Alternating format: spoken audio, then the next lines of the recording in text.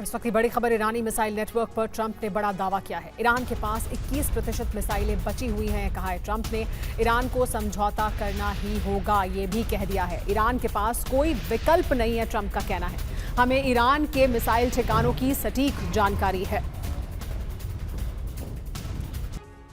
तो डील पर नहीं बनी बात, ट्रंप को याद आई वियतनाम की जंग। ट्रंप ने क्या कहा है जानिए। डील को लेकर बहुत तेजी से हम आगे बढ़ रहे हैं।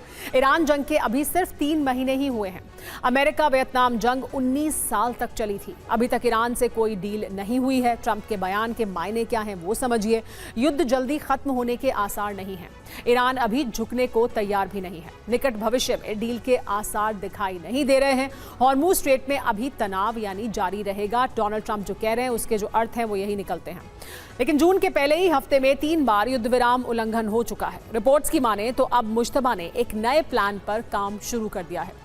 ये प्लान अरब में डर फैलाने से शुरू होता है और इसका अंत होगा खाड़ी के 2 देशों के विखंडन पर। दावा है कि ईरान अरब देशों में मौजूद दरार को गहरा कर उन्हें आपस में लड़ाने की तैयारी में है। 2 देशों के खिलाफ ईरान ने पूरी रणनीति तैयार भी कर ली है।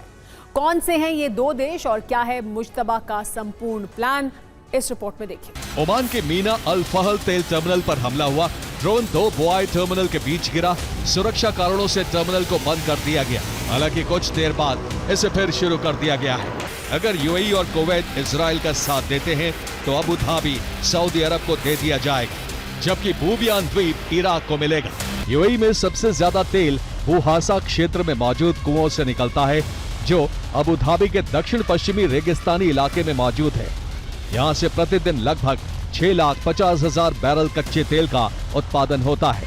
ये उसी क्षेत्र में आता है जिसे 20वीं सदी के सऊदी शासक अपना बताते थे। रिपोर्ट में परमाणु कार्यक्रम में कोई खास बदलाव नहीं आने का जिक्र है, यानी युद्ध से ईरान के परमाणु कार्यक्रम पर कोई असर नहीं पड़ा है, जिसका मतलब है कि स्थिति ठीक युद्ध से पहले वाली बनी हुई है। रिपोर्ट में ईरान से समृद्ध यूरेनियम भंडार की पूरी डिटेल मांगी गई है। इससे पहले आखिरी रिपोर्ट IAEA ने फरवरी में पेश की थी। तब भी ईरानी अधिकारियों ने मुश्तबा को पत्र लिखा है। इस पत्र पर करीब 85 अधिकारियों के हस्ताक्षर हैं।